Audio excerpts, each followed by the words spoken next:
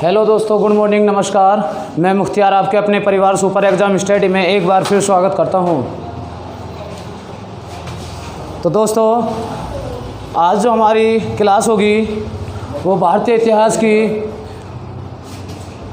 Point चल रहा था मुग़ल वंश, और मुग़ल वंश में भी टॉपिक था, जो पॉइंट था वो था अकबर का। पिछली क्लास में हमारा हुमायूं पूरा हुआ था, और हुमायूं के बाद जो अगले शासक बनते हैं अकबर। तो क्लास को शुरू करते हैं। अकबर का जो शासन चला था वो 1556 से लेकर 1605 ईस्वी तक चला था।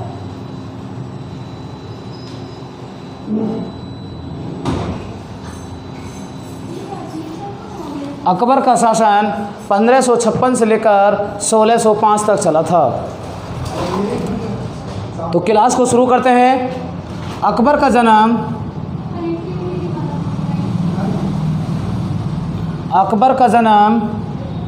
1542 में पंजाब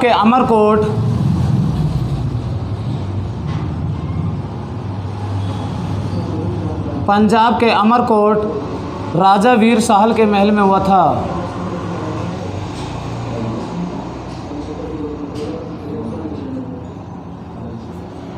एक ऐसे शासक जिनका जन्म हिंदू घराने में हुआ हो। कौन थे? अकबर।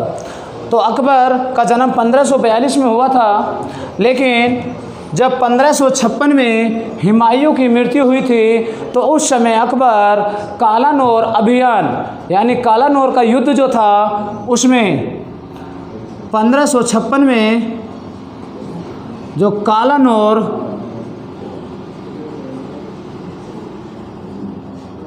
अभियान जो था, इस कालानौर अभियान में गए हुए थे, यानी कालानौर युद्ध में गए हुए थे, और इनके साथ जो थे वो कौन थे? बैरम खां। लेकिन उस समय महज इनकी उम्र 13 वर्ष की थी। कितनी? 13 वर्ष की थी। और इनका राज्याभिषेक जो किया था वो बैरम खां ने किया था। किसने? 13 वर्ष की अवस्था में इनका राज्याभिषेक बैरम खां ने किया था। लेकिन जैसे ही हुमायूं की मृत्यु होती है तो उस समय मृत्यु के बाद दिल्ली पर आक्रमण कर देते हैं हेमू आक्रमण करते हैं, और ये जो दिल्ली पर बैठते हैं, गद्दी पर बैठते हैं, तो ये विक्रमादित्य के नाम से बैठते हैं। लेकिन इसने जो विक्रमादित्य की उपाधि देते हैं वो उपाधि कौन देते हैं? आदिल शाह इन्हें विक्रमादित्य की उपाधि देते हैं। लेकिन ये जो युद्ध होता है फिर वो पानीपत का युद्ध नवंबर 1556 में, पानीपत का दूसरा युद्ध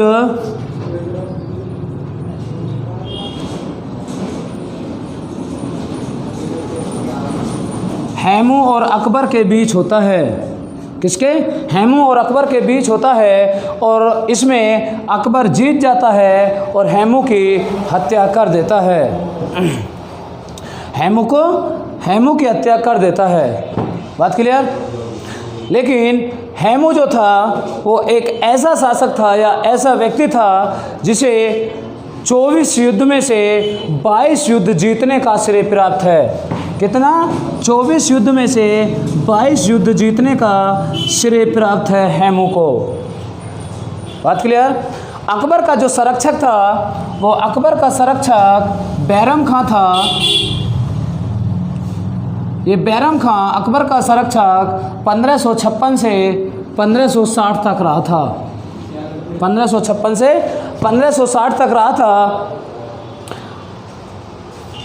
लेकिन जब अकबर जो भी काम करता था वो बैरम खां करता था, लेकिन काम चलता था किसका? अकबर का। अकबर का नाम और काम करने वाला कौन था? बैरम खां। तो कुछ व्यक्तियों ने अकबर से कहा कि आप राजा होते साथे भी काम करता है बैरम खां, तो ऐसा गलत हो रहा है। तो इसलिए अकबर ने सोचा कि वाकई में ही ऐसा तो गलत है। तो अकबर ने कहा बैरम खां से कि अकबर ने बैरम खां से कहा कि आप या तो कोई विभाग संभाल लीजिए या फिर कहीं घूमने चले जाइए, या तो कोई सा विभाग संभाल लीजिए या फिर कहीं घूमने चले जाइए। तो इस बात को देखते हुए बैरम खां ने अपनी सेना लेकर और अकबर पर ही आक्रमण कर दिया, लेकिन अकबर ने उसकी सेना और उसको पकड़ लिया। फिर भी बैरम खां को अकबर ने मारा नहीं, फिर भी उसे ये कहकर छोड़ दिया कि मैं आपको मारूंगा तो नहीं, क्योंकि आपने ही पालन पोषण किया था, तो इस वजह से आप यहाँ से चले जाइए या मदीना हज करने चले जाइए। तो मदीना हज करने जाते हैं कौन? बैरम खां। और जब अपनी सेना के साथ कुछ व्यक्ति भी जाते हैं उनके साथ, लेकिन जब बैरम खां मदीना जाते हैं हज करने, तो रास्ते में ही बैरम खां की हत्या कोई व्यक्ति कर देता है। लेकिन इतिहास में आज तक अभी तक ये नहीं पता चला कि बैरम खां की हत्या किसने की थी। बैरम खां की हत्या किसने की थी?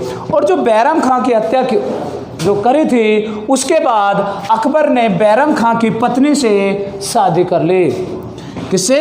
बैरम खां की पत्नी से शादी कर ली। किसने? अकबर ने। और ये जो शादी करता है, ये उसकी पत्नी से शादी करता है और उसकी पत्नी से एक पुत्र होता है जिसका नाम रखता है अब्दुल रहीम, जो अकबर के 9 रत्नों में से एक था, अब्दुल रहीम खान ए खाना। क्लियर? लेकिन उसके बाद ये 60 की बात थी, लेकिन जैसे ही 60 के बाद 61 और 62 तक अकबर के शासनकाल में एक महिला थी जिस महिला की वो ज़्यादा मानता था। तो वो महिला जो थी, वो महिला थी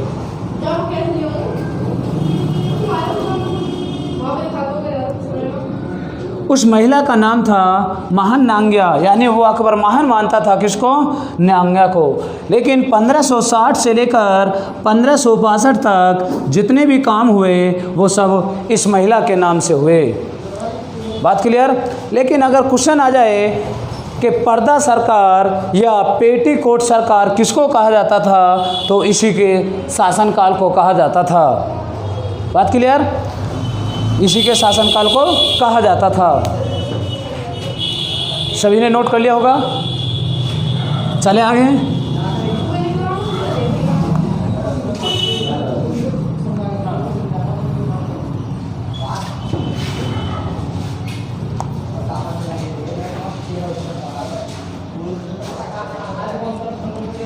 लेकिन अब बात करें कि अकबर ने 1561 में एक राजा बाज बहादुर पर भी आक्रमण किया था। 1561 में अकबर ने एक राजा बाज बहादुर पर आक्रमण किया था। बात क्लियर? लेकिन 1561 में ही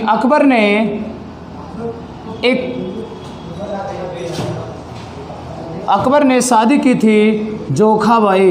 क्या? जोखाबाई, जिसका नाम आपने सुना होगा जोधाबाई। तो जोखाबाई जो नाम था वो जोधाबाई का ही नाम था। वो उसको मरियम उल जातीनी, क्या? मरियम उल जतानी भी कहता था। मरियम उल जतानी। लेकिन इनसे जब 71 में शादी हुई थी, इनकी पत्नी पर 1569 में एक पुत्र हुआ जिसका नाम रखा सलीम। क्या? सलीम। और उसको बोला जाता था शेखो बाबा या जहांगीर।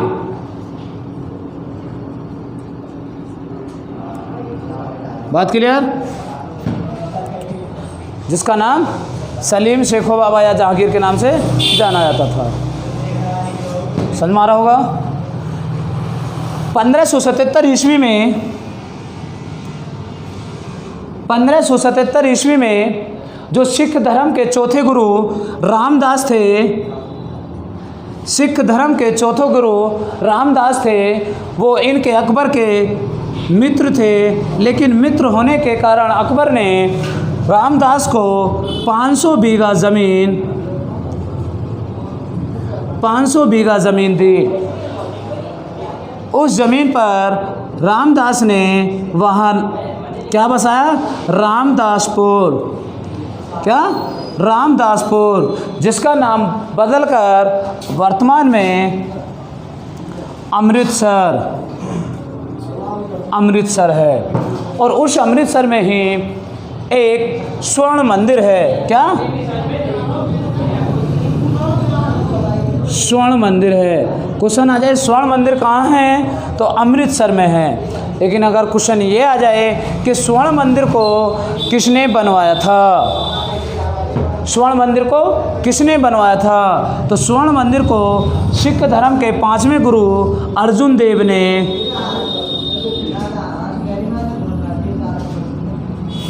देव ने स्वर्ण मंदिर की नींव रखी थी।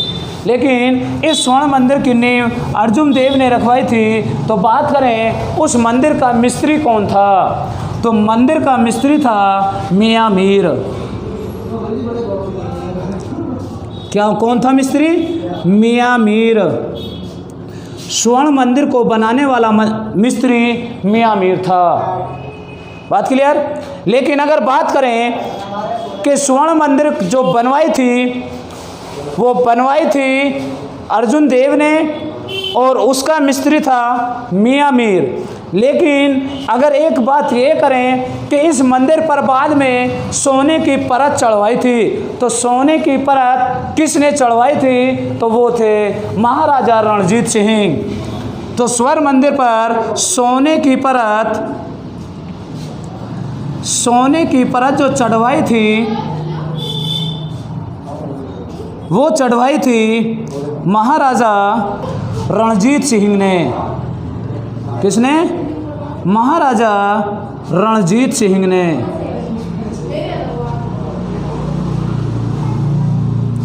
लेकिन अगर ये कहें कि महाराजा रणजीत सिंह कौन था, तो महाराजा रणजीत सिंह जो था वो आपने पढ़ा होगा कि 1527 में खानवा का युद्ध हुआ था, जो बाबर और राणा सांगा के बीच हुआ था।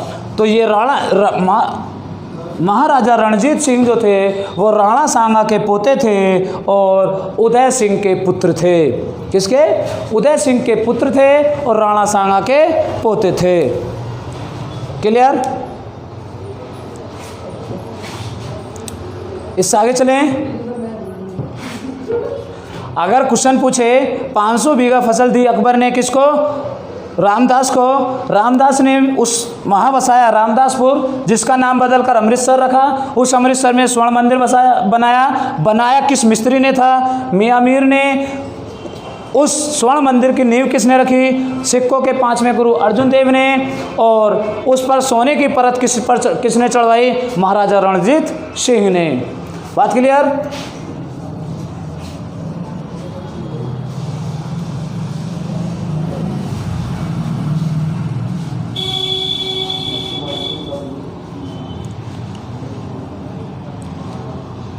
चलें फिर आगे।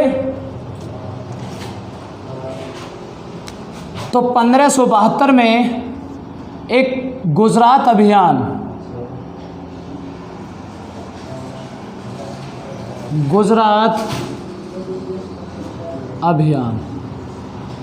यानी गुजरात युद्ध भी कह सकते हो, या गुजरात अभियान को विजय किया किसने? अकबर ने। विजय किया अकबर ने। लेकिन जब गुजरात अभियान को विजय किया था, तो इसी समय अकबर ने पहली बार देखा था किसको? समुद्र को। समुद्र को पहली बार अकबर ने देखा गुजरात विजय के उसमें। लेकिन पुर्तगालियों से जो मिला था अकबर, वो सबसे पहले 1572 में जो गुजरात अभियान विजय प्राप्त करी थी, उस समय अकबर पुर्तगालियों से भी मिला था। किससे? पुर्तगालियों से भी मिला था। बात क्लियर? और अगर बात करें 1573 ईस्वी में ही अकबर ने अपनी राजधानी जो बनाई थी वो फतेहपुर सीकरी को बनाई थी। 1573 ईस्वी में अकबर ने फतेहपुर सीकरी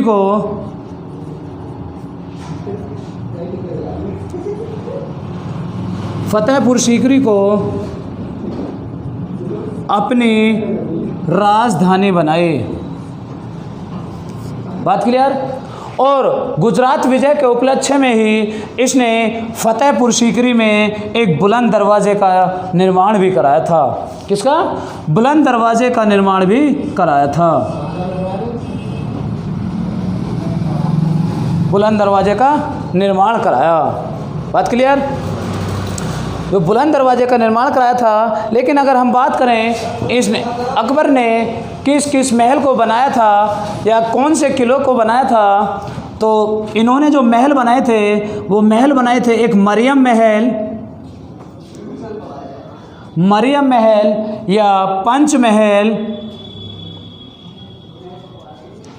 या बीरबल महल और बनाए थे शेख सलीम चिश्ती की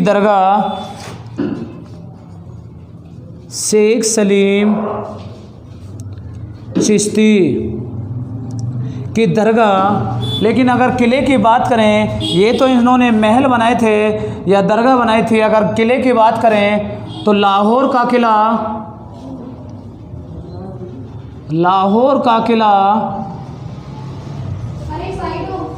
आगरे का किला,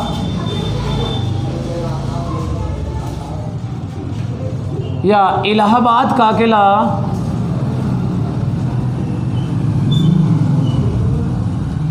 बात क्लियर, इन्होंने बनाया था। लेकिन अगर इलाहाबाद से भी एक पॉइंट देखें तो इलाहाबाद से भी इफेक्ट एक क्वेश्चन बनता है कि 1583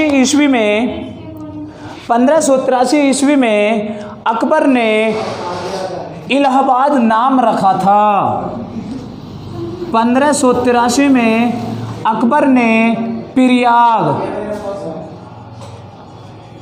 का नाम बदलकर इलाहाबाद रखा था। इलाहाबाद का जो पहले नाम था वो पिरियाग नाम था, लेकिन अकबर ने 1583 ईस्वी में पिरियाग का नाम बदलकर इलाहाबाद रखा।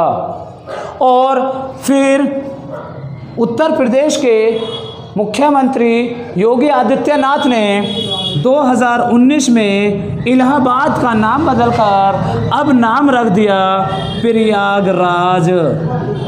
क्या? प्रयागराज।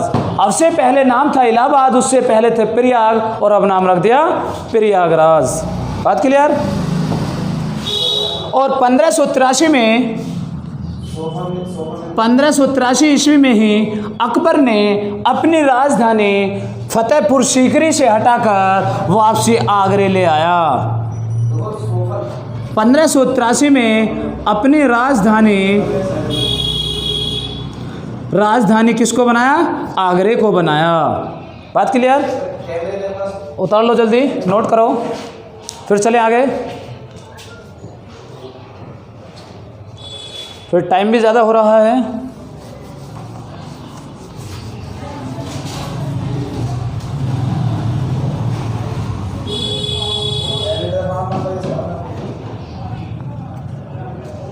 क्लियर? लेकिन 1582 ईस्वी में ही अकबर ने दीन ए इलाही धर्म चलाया था। कौन सा? दीन ए इलाही धर्म चलाया, और इस धर्म को एक हिंदू ऐसा शासक जिसने दीन ए इलाही धर्म को स्वीकार किया था, कौन था? बीरबल। बीरबल, बात क्लियर? बीरबल। लेकिन अगर बात करें बीरबल का उर्फ नाम क्या था, तो इसका नाम था महेश दास। क्या? महेश दास।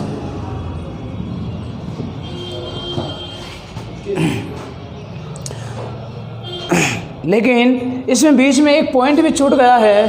जैसे कि हम बात करें, अकबर ने 3 अच्छे काम किए थे जिसे हम एक ही शब्द से याद कर सकते हैं, दातीज। क्या? दातीज। जैसे दास प्रथा को समाप्त किया, तैसे तीर्थ यात्रा को समाप्त किया, जैसे जजिया कर को समाप्त किया। और ये भी क्रम से हैं 1562, 1563, 1564।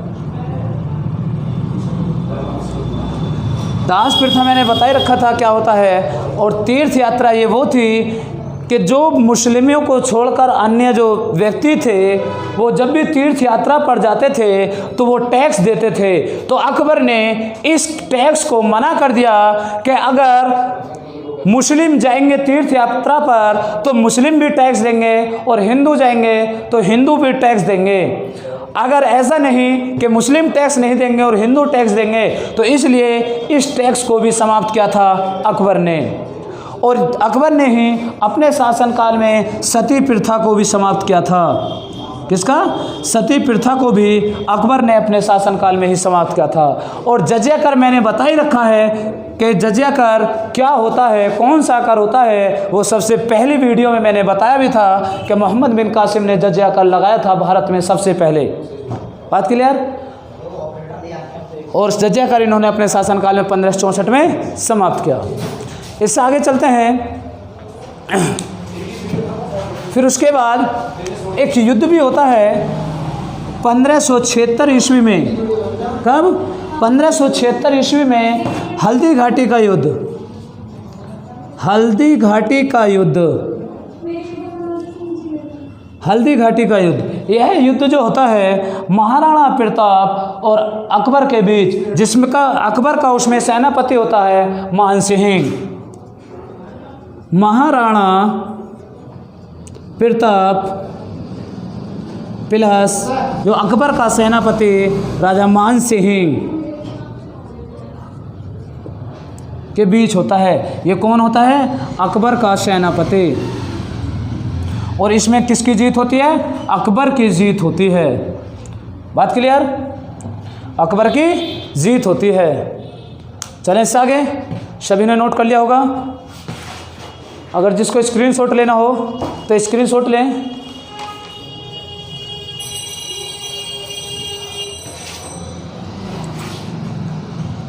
चलते हैं आगे।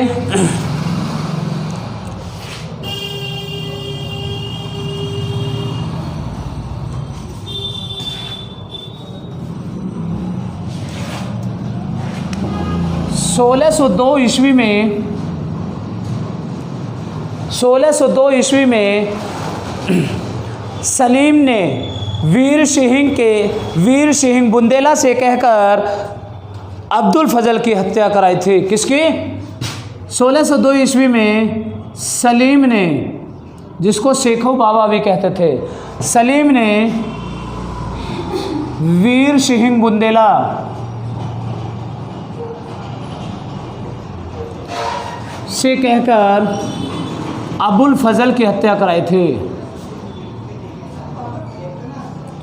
अबुल फजल की हत्या कराई थी। ये अबुल फजल जो था अकबर के 9 रत्नों में से था, लेकिन इसने एक पुस्तक भी लिखी थी अकबरनामा या आईने अकबरी। तो कौन सी पुस्तक लिखी? आईने अकबरी या अकबरनामा। अकबरनामा। लेकिन बताया जाता है कि आईन अकबरी अकबरनामा जो अबुल फजल ने पुस्तक लिखी थी, यह पुस्तक 7 वर्षों में लिखी गई थी। कितने? 7 वर्षों में लिखी गई थी।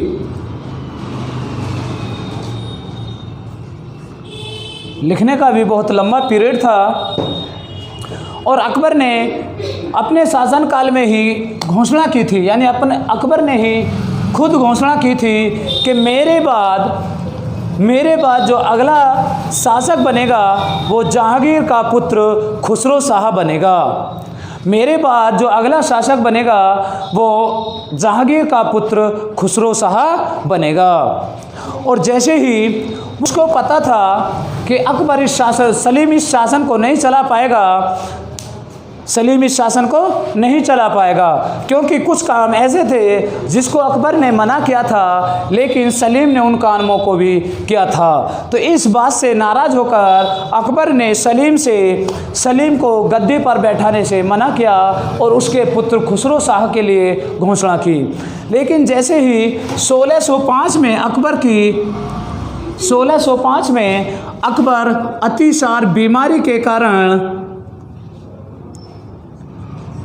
अतिसार बीमारी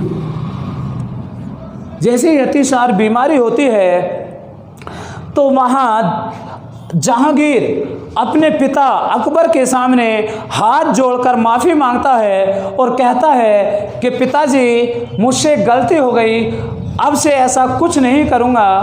तो इस गलती को देखते हुए पिता ने उसको माफ़ कर दिया, यानी अकबर ने जहांगीर को माफ़ कर दिया और 1605 में घोषणा कर दी कि मेरे बाद अगला शासक जहांगीर बनेगा। तो कब घोषणा की? 1605 ईस्वी में घोषणा की। और बात करें अकबर की जो मृत्यु हुई थी वो 1605 में ही अतिसार बीमारी के कारण हो गई थी। क्लियर? अब बात करें अकबर के 9 रत्न कौन कौन थे।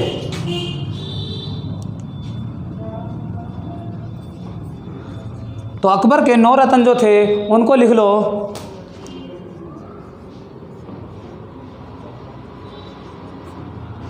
टोडरमल, मानसिंह, बीरबल, अबुल फजल, कौन? अबुल फजल। और देखो, टोडरमल, मानसिंह, बीरबल, अबुल फजल। इसके बाद 4 हो गए। 5वां था फैजी। 6ठा अब्दुल रहीम खान ए खाना।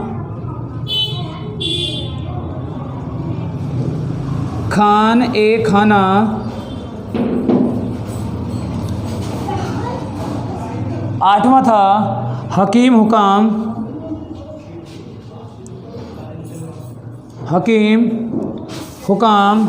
और 9वां था मुल्ला दो प्याजा। कौन? मुल्ला दो प्याजा।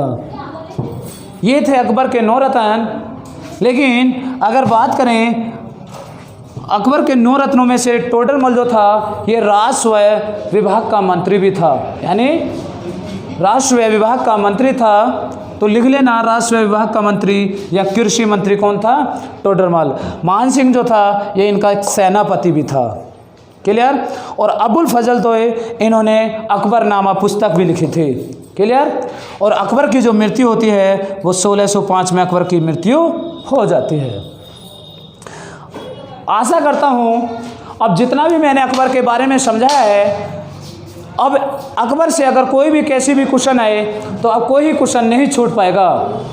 अब कोई भी क्वेश्चन नहीं छूट पाएगा, चाहे वो किसी भी लेवल से आ जाए। अब एक भी क्वेश्चन ऐसा नहीं होगा जो एग्ज़ाम से बाहर चले जाए। तो क्लियर है? तो साथियों, आज क्लास को यहीं समाप्त करते हैं। फिर मिलते हैं अगली वीडियो में। ठीक है साथियों? और अगर वीडियो अच्छी लगे तो लाइक करना, कमेंट करना और ज़्यादा से ज़्यादा शेयर करना।